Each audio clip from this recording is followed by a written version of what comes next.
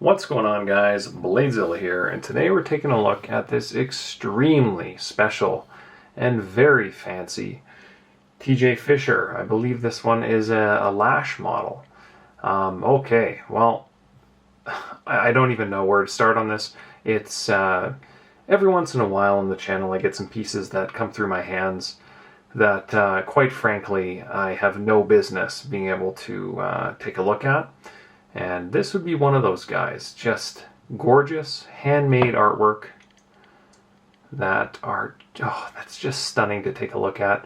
So sit back, relax, grab yourself a cup of coffee, a Coke, a water, whatever you want, a beer, whiskey, and that's what we're going to be taking a look at today. As a reminder for those who are new here, check out my website, BladeZilla.ca, where a lot of the knives featured on this channel are available for sale in Canada. Which is awesome. Lots of shear groffs, lots of CKFs, lots of Protex, more coming, I should add, some Koenigs, Microtex, all kinds of good stuff. Updated all the time, so check that out. That's a quick shout out. BladeZilla.ca. And yes, we do ship down to the States. I get asked that on the daily, I'd say. Not a problem. But that's not what we're here about today. We're taking a look at this TJ Fischer Lash. Just gorgeous, and details that are through the roof. And I'm telling you right now, guys, this is a beast. It's got some weight to it. I couldn't guess, but it's got to be north. Geez, it's got to be north of 7 ounces. Like, it's a beast. So let's get some measurements. Let's get started on this. Oh, just ridiculous, well-made piece. And this is what we got. This is what we got on the slate today. So let's have some fun here. And I'm curious to see the weight. I'll get to that, but I am curious. So overall length, we're coming in at about 7 1/4, fairly small and stout. Big blade profile and height-wise, though. Blade length is 3 inches, I'd say. Just a shade under. Maybe about 3 inches, maybe a bit more to the center of the choil. And handle length of about 4 1/8. Good size, but where this guy shines, you know, look at the depth on this handle or on this blade. It's a tall blade. Gorgeous. Absolutely gorgeous. To put that in perspective, let's grab my neon here and take a look at this. Just to show the width and height of this guy. You know, I can fit like 2 neons on top of each other and still get the same width. But neon's not a big knife, but it's making this guy look a little short and stubby, so to speak. So beast of a knife, great for those medium large hands, I would assume. Let's take a look at it in hand. Ooh, real thick carry to it, full of details. It's using my, I've got an extra large hand and it's taking up my whole hand. Gorgeous profile. I love this nice sweep up on the blade as well. All that detail. Just look at the layering on this material here on the blade. I'm actually not too sure. It's got to be a Damascus of some kind, obviously. What are they calling this? A San Mai blade. Pretty nice. Hopefully the camera's able to see some of the detail work on here. All that rolling material, just gorgeous. Kind of a bit of a recurve as well. Now this guy does run on bearings. Oh god, I swear I could just like put this into 60 frames a second. Nice and slow-mo and just show some of these details. There's a lot of handcrafted goodness going on here that I don't even know where to begin. You know, the back spacers as gorgeous as the blade. That does appear to be floating as well. You can see right through the entire thing. And we'll get some light to show that a little bit later here. They're calling it a San Mai floating back spacer, I believe, as well, which is pretty cool. Zerk handle scales, which is awesome, nice and heavy, milled holes. Obviously the liner portion of it, I would imagine, would be Thai. Looks like titanium.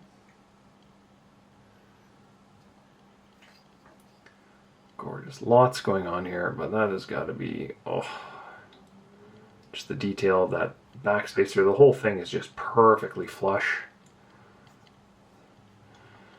Okay, well, let's try to get started on this. We've kind of got, well, let's start on the show side. So, beautiful holes, all different drills, which is cool. We've got a kind of a, what would you call that? A bit of a, I don't know what material that would be around that. Any guesses? It looks like a Damascus pivot. Like a pivot collar, blank. Really nice, and I believe we got it on both sides. Yeah, I'm guessing it's a Damascus pivot collar. Nice little touch there. We've kind of got like an engine-turned interior of that titanium liner, which I'm convinced is tie. Now I'll grab my light to show you in the inside what this guy looks like. But there shouldn't be a whole lot going on other than just that gorgeous fit and finish that we've been talking about here. Oh, am I seeing a signature? I think I am. I think I'm seeing TJ. It's this way. That's a nice little touch. I think I'm seeing TJ Fischer right kind of here. There. Hopefully you can see that. Just handwritten in there in like a pen of some kind. Try to get the camera to focus a little bit. Hopefully you see that right in the middle. Remember, I'm looking at a screen that's about 1.5 inches. But yeah, it should be in there. TJ Fischer, that's a nice little touch. Make that custom look. And then let's take a look at that backspacer gapping. Oh, that's what I'm talking about. See what I'm talking about, guys? How that's floating in there? Oh, it's just gorgeous. Just gorgeous. Oh, I absolutely love when I get to take a look at knives like this, and I hope this doesn't go long. I'm trying very hard to kind of keep stuff to 15 minutes. It seems to be the nice duration everyone seems to watch for. But some knives I end up going very long on, through no fault of my own, obviously. And this, I'll try to not do that on this knife, but oh my goodness. What do we got on this? What do we got on this clip here? I'm just going to take a look here. Actually, I'm just kind of doing this blind. I don't see any info on this clip, but obviously it's some kind of Damascus clip. Kind of matches and the whole pieces together, and the layering on it, stunning. Just stunning. Whew, gorgeous. See the lines inside the frame here? That lock bar. How is that attached? So, I don't know how that's attached, because that's obviously not attached externally, but there's not a whole lot of room between the lock and the frame, or I guess the scale in the frame, but the lock bar. So it must be attached internally. That's a beautiful detail and done very well, no gaps. Just stunning. Everything's so tight on this and just even, perfectly even, all the way around. Nice square edges on everything. It, to me, it's a knife, that's just highly made. High attention to detail. On that Sanmai backspacer, oh god, that's just stunning. If it wants to focus, I could get lost in that all day long. And just look at that backspacer, all the layers of material. It's just so gorgeous. And it's hefty, like it's got weight to it. So we're going to weigh this. I'm going to put that blade away before I cut myself. Let's take a look at the bearings. Oof. Gorgeous. Just tight, tight, tight. Gorgeous feel to that one. Let's grab the scale. It's got to be north of 7 ounces for a small little knife, which is so cool. You know what? There's rules obviously to this stuff, the 3 ounce to 3 inch blade type stuff, but this is going to supersede that by miles, just because it's zirconium, titanium, and I'm 7.5, like 8.5. Is that right? Ooh, 8.5 ounces. Oh, my voice just went up a notch. That's sick. That's sick. That's, to put perspective on this, I think some of those Terminator knives, the those guys, the T1000, T6000s, they were like, what, 10 ounces? Somewhere around there, maybe 11? You are not far off, and it's a much smaller knife, which is sick. Just so cool. I love this kind of stuff. Take a look at the jimping as well. On that, where you get all the layering of that Damascus. Gorgeous. My voice is giddy, I'm sorry. As I go down the blade, once again you can see all the layering on here. Let's take a look at this actually one more time. How that kind of clips together. Nice high arc, flat top all the way down to the tip. Gorgeous. And then on the flip side, I wanted to see the flipper where it's located. Yeah, it's forward.